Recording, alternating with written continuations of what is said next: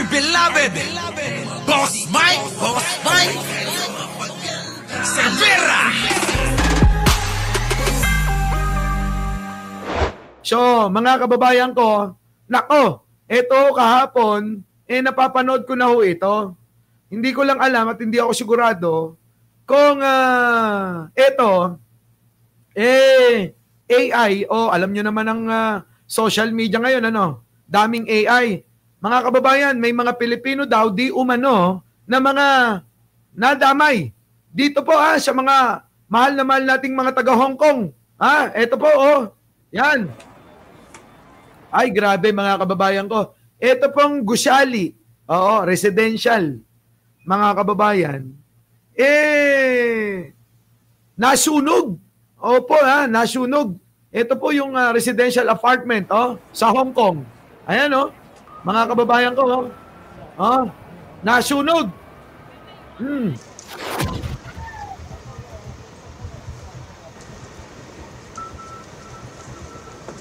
Ayan. Grabe, no? Ayan, no? Ay, grabe. Grabe yung ano. Ay, nako. Nagiba yung building, mga kababayan yata, ano? Nalaglag yung mga andamyo. Ayan, no? Nag-iiyakan po. Nag-iiyakan po yung mga tao. At meron pa ako narinig na habang nandoon po, mga kababayan, ayan, sabi 100% may Pilipino dyan na subordinate, Boss Mike. Kaya nga nakakalungkot to, mga kababayan, na nasa trabaho ka, kala mo safe ka, eto nagkaroon ng trahedya. Trahedya po, mga kababayan, dyan po sa Hong Kong. Alam nyo naman na maraming Pilipino dyan sa Hong Kong na mga kababayan natin, mag-iingat-ingat po kayo. At mamaya po, mamayang hapon, itatry po nating makibalita sa mga kababayan natin mismo na nandiyan dyan sa Hong Kong kung ano bang update, kung anong balita sa kanila. Kasi mga kababayan, kulang po yung mga balita na papakinggan natin dito po sa Pilipinas kumpara po doon mismo sa Hong Kong. Ano po? Minsan mayroon pong blackout news. Ano po? Eto na, mga kababayan ko. Meron po, eto na. May mga nasawi na raw ho. Na ang patay sa malawakang sunog sa magkakatabing residential building sa Hong Kong. Yan. Marami ang natrap sa kanilang kwarto at nasa 300 ang nawawala. Nasa frontline ng balitang yan, si Mon Gualvez. Oh my God. Grabe mga kababayan, tabi-tabi, sunog lahat Kita nyo ho? Nakita nyo? Tabi-tabing building, mga kababayan, paano nangyari ito? Nasabay-sabay masunog. Sige nga paki-explain. Alam nyo talaga, ang dami nang nangyayari sa mundo na nakakapagtaka. Yung building sabay-sabay na nasunog. Saan kayo nakakita ng ganyan? Magkakatabi. Ano nangyari? Mahangin ba? At yung apoy tumawid sa kabila? Ganun ba yon? Grabe, matindi, parang sa Amerika. Natandaan nyo ba yung sa Amerika? Yung nasunog yung kabundukan, pati yung mga kabahayan nadali. Nako. Oh my God, this is crazy. Nagngangalit na apoy ang bumalot sa 8 nagtataasang residential building sa Tai Po, Hong Kong. Pare-pares itong may 31 palapag. Nako.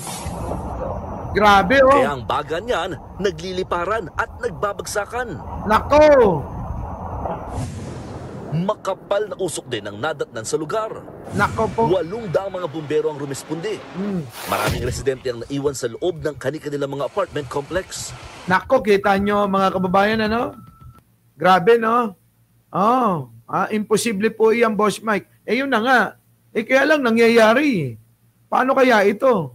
Mga kababayan, paano kaya? Grabe, Intindi. Alam nyo, mga kababayan, mag-iingat po tayo lagi.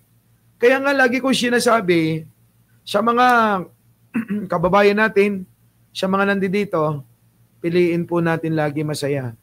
Kasi mga kababayan, di natin alam yung mangyayari mamaya, bukas. Kita nyo, yung iba dyan, malamang natutulog.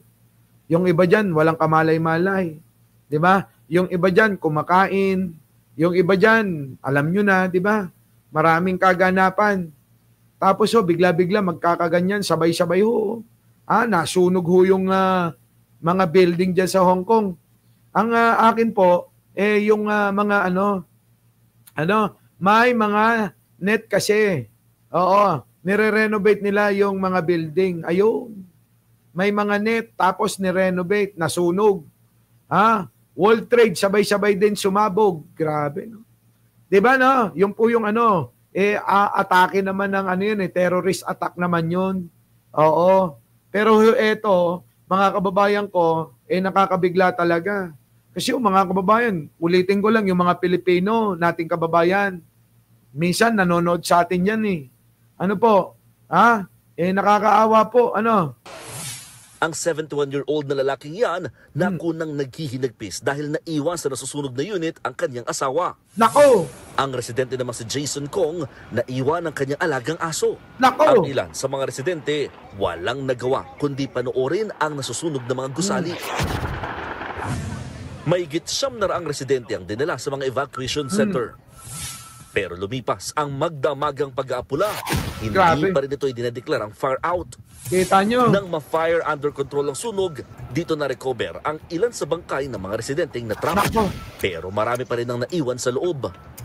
Ito na ang itinuring na Hong Kong's deadliest fire mula 1948. Nako! Nagpahatid na ng pakikiramay si Chinese President Xi Jinping sa Hong Kong. Nako! Ipinag-utos niya rin na magpadala kaagad ng tulong sa mga nasunugan. Nako! Ayon sa mga otoridad, pasado alas 2 ng hapon kahapon nang masunog ang bamboo scaffolding sa isang ginagawang gusali sa Wang Fu Port Complex. Dahil tabi-tabi ang mga gusali, mabilis kumalat ang apoy. Halos 2,000 apartment units ang natupok. Bagamat inaalam pa ang mitsa ng apoy, posible raw na sa mga chemical ng construction site ito galing. Lumalabas din na hindi sumunod sa fire safety standards ang renovation dahil binalot ng bamboo scaffolding ang mga gusali na may plastic sheeting na posibleng dahilan kung bakit mabilis kumalat ang apoy. Yun, mga kababayan ko. So, ayan, ang balita po sa Hong Kong, nakikiramay po tayo sa ating mga, mga taga Hong Kong. At sana, wala pong Pilipino na nadamay. Ano po? Yun po yung ating panalangin at pag-aalala sa kanila. So, sa mga kababayan natin sa Hong Kong, mag-ingat po kayo lagi. Opo. At sa panig ng mundo, nasaan kayo?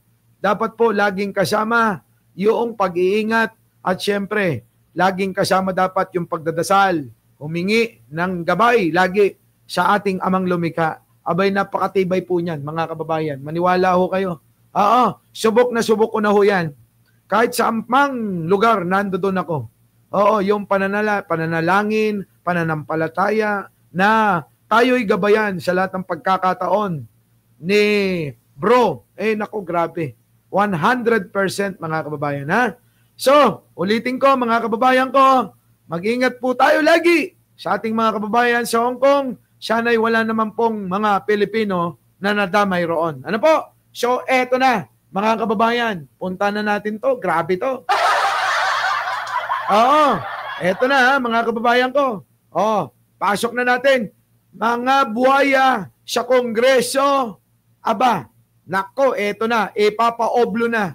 Nako po, eto na. Ng mga umano'y contractor o ang mga kongresistang contractor din ng gobyerno. Nako! Sa kanila, tahimik lang, pero una pa lang nadawit ang pangalan sa drug control scandal. Kilalanin kung sino-sino sila. Sino-sino yung mga yan? Ito po yung mga hinayupak na mga hayop buhaya na mga kongresista na walang kabusugan sa pera at kayamanan. Ganyan po sila. Dapat po ito yung mga sinusunog sa Hong Kong. Dapat po ito yung natatrap dyan po sa building sa Hong Kong. No? Etong mga tao na ito. Dapat ito yung ito ho yung pinaparusahan pero ito na nga. Parating na. Yung pong karma at parusa nila. Eto na. Part 1 ng Agenda Report ni Joash Malimban. Sa unang pagkakataon, pinakakasuhan na sa ombudsman ang unang batch ng mga umano'y contractor o yung mga kongresista na contractor din ng pamahalaan. Kabilang dito sina former Ako Bicol Party List Representative Zaldico, CWS Party List Representative Edwin Guardiola. Nako, yan na. Sabit talaga tong hayop na to. Etong dalawa na to, ito si Zaldico, si Guardiola. Mga kababayan, na topic natin to, di ba? Ewan ko kung naalala ninyo. Ito yung pinaka, halimaw pagdating sa pagnanakaw ng mga proyekto. Yan si Guardiola. Grabe yan, Meron pang isa, yung Yap. Yung Eric Yap, mga kababayan. Nako.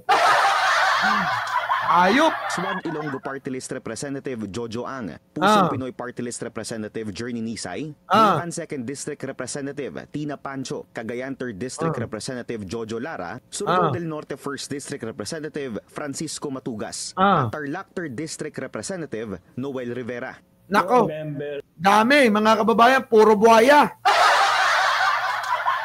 Mga buhaya, mga kababayan, eto na, putik na yan, ubusin mo naman ng bongbong.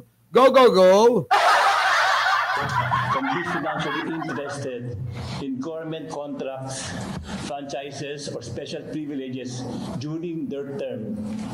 They're also prohibited from intervening in government matters for their own personal gain, where their office could influence the outcome. Sinulot ng aming team ang ilan sa mga kumpanyang tinukoy sa joint referral ng ICI at DPWH na kadikit umano ng mga nasabing kongresista. Ang may pinakamalaking bilang ng mga kontratang nakuha, ang IBC International Builders Corporation at Alencon Development. Grabe, nakakalula mga kababayan ang proyektong nakukuha nila. Grabe, 37 billion. Anong gagawin nyo sa pera na yan? Ano bang gusto nyong gawin sa pera, mga po? Di ba? Anong gustong gawin netong mga ito sa pera? Huwag kang mag-alala, Jojo Chavez. Oo, may ilang araw pa. Baka sa susunod, ipapasama ko na. Anong gagawin nito sa mga pera? 37 million, worth of DPWH contract. Mga kababayan, kontrata. Tapos ilang percent yung kita? Mga 50% sabihin nyo na. So ilang bilyon yun? Kakapal ng mga mukha ng mga tao na ito, mga kababayan ko. Sino ba itong hayop na to? Mga kababayan, yung mga ganitong tao, buhay pa ito, mga kababayan, sinusunog na sa impyerno Ano po? Sinusunog na ho to sa impyerno, mga kababayan. Corporation na pagmamay-ari umano ni Uswag Ilonggo Congressman Ang. Mula 2016 hanggang 2025, nakapaglista ang aming team ng 474 contracts worth 37.5 billion pesos. Grabe. Nasungkit ng kumpanya sa Region 6. 87 naman ang nakuha ng Alencon worth 5.6 billion pesos. Kung susumahin, aabot sa 561 contracts ang nakuha ng dalawang kumpanya sa loob ng 9 na taon. Naabot ang halaga sa mahigit 43.1 billion pesos. Grabe mga kababayan, 43 million mahigit. Sa loob lang ng 9 na taon. Sabihin mo na mga kababayan, nagneneto ng 1 bilyon kada taon. 1 bilyon. Mga kababayan ko. Sige nga ho, i-budget nyo nga ho yung 1 bilyon sa 1 taon. Sobra-sobra ho yun. 1 taon, 1 bilyon. Daming pera nun mga kababayan ko. Napakaraming pera. Hindi mauubos. Unang nadawit ang pangalan ni Congressman Ang sa flood control scandal. Ilang buwan lang ang nakararaan. Nakikahuli ni neophyte Congressman Leandro Leviste, si Batangas 1st District Engineer Abelardo Calalo dahil umano sa tangkang panunuhol nito. Ani Congressman Leviste, binibigyan umano siya ni Calalo ng 3 milyong piso bilang paunang kickback mula sa mga kontraktor sa kanilang distrito. Pero ayon kay Calalo, hindi raw entrapment ang ginawa ni Leviste, kundi isang instigation. Sa kanyang isinumiting counter affidavit kasi, sinabi ni Calalo na una na siyang nakipagpulong kay na Senator Loren Legarda, Congressman Leviste at kay Congressman Jojo Ang pagkatapos ng 2025 elections. Ang dahilan umano ng meeting para bigyan umano siya ng instructions na tingnan ang projects ni Senator Legarda sa unang distrito ng Batangas. May 28 daw nang magkaroon ng private meeting si Calalo kasama si Congressman Ang. Dito raw siya... Kita nyo, mga kababayan ko, di pa ako nakakawak ng 1 bilyon, parehas tayo. Wala, hanggang 100,000 lang tayo. Eto na. Binigyan ng instruction na mangolekta umano ng donasyon mula sa mga kontraktor na may existing 2025 DPWH projects sa 1st District ng Batangas. Ikalawa sa pinakamalaking kontraktor na nasa listahan ng ICI ay ang representante ng mga construction worker sa Kongreso na si Congressman Edwin Guardiola. Ito ho yung matindi, mga kababayan ko. Malupit ito, buhayang sobra. Ano ba ang tamang salita? Buhayang halimaw. Ito po, itong matanda na ito. Buhayang halimaw. Grabe, mga kababayan ko, hindi ko ba alam kung paano naaatim yung ganyan. Sobrang kabuhayahan. Halimaw na buhaya. Yan po yung nagngangalang Edwin Guardiola. Kapal ng mga mukha nito, mga hayop na to. Sobra, mga gahaman. Di ba? Gahaman na buhaya. Paki-comment nga kung anong gusto nyong itawag dyan. Paki-comment nga. Tuloy. Sa mga kumpanyang nakapangalan sa kanyang pamilya, ang inilagay sa referral ng ICI at DPWH. Kita nyo, buong pamilya na. Buong pamilya na, mga kababayan. Buong pamilya na. Nandito daw si George Matias. Good morning, Boss Mike. This is Coach GP. Matt. Watching from Torrance, California. Yan. Shoutout sa inyo. Yun nga pala. Happy Thanksgiving nga pala sa inyo. Nagsiselebrate po ng Thanksgiving ang Amerika ngayon. Kaya, happy Thanksgiving sa ating mga kababayan, sa aking mga kamag-anak, sa aking mga kaibigan, dyan po sa Amerika. Ayos. Ito na. Ito ang Newington Builders, ang Construction and General Trading at Grabe. ang Noel Development Corp. Yan tandaan nyo yung pagmumukha na itong matanda na ito, Apo. Itong mukha na to, itong mukhang matanda na, itong mukha ng matandang ito, ganito po ang itsura ng halimaw na buhaya. Yan po. Ganito po ang itsura ng halimaw na buhaya. Yan po, titigan nyo maigi, lakihan pa natin, yan. Yan po yung nagngangalang Edwin Guardiola. Opo, Congressman ng CWS. Party list. Ito po yun. Halimaw na buhaya. Tuloy. Corporation, top contractor ng Administrasyong Arroyo si Guardiola. At tila isa rin ang kanyang mga kumpanya sa top beneficiaries ng mga kontrata nang maupo siya sa Kongreso noong 2022. 300 DPWH contracts ang naitala naming bilang ng mga kontratang nakubra ng 3 kumpanya mula 2020. 271 dito nakuha niya mula 2022 na nagkakahalaga ng 30.1 billion pesos. Kung si Congressman Ang, 9 na taon bago nakakuha ng mahigit 43 billion pesos worth of contracts sa DPWH, 3 taon lang ang kinailangan ng pamilyang Guardiola para makakubra ng 30 billion pesos worth of DPWH contracts. Grabe, tibay mga kababayan. 3 taon lang, 30 billion mahigit. Hanip. Mga kababayan, magkaroon lang tayo ng 100,000 sa bangko.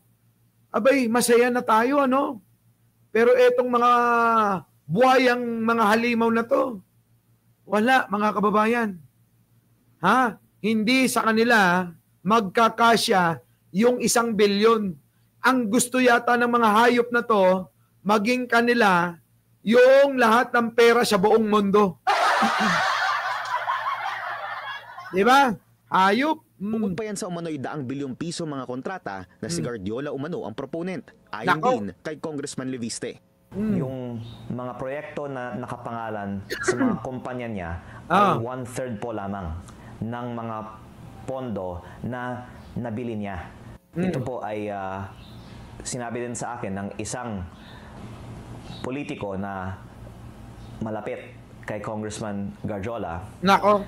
Ang total na mga proyekto ni Congressman Edwin Garjola sa DPWH ay mahigit 100 billion pesos. Nako. Maaring Grabe no, 100 billion? Kaya pala wala ako pera mga kababayan ko, kaya pala wala akong pera araw-araw.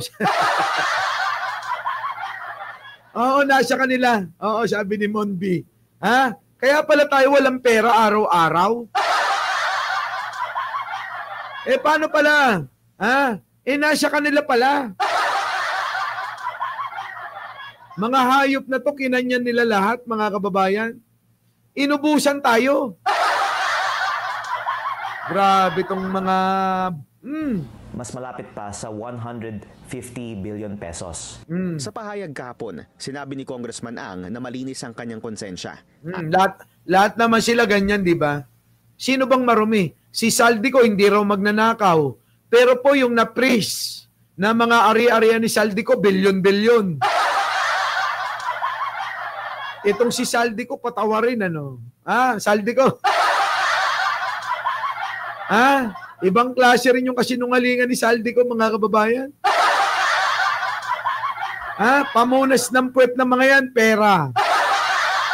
Ano? Ang pamunas ng puwet ng mga yan, pera, mga kababayan ko.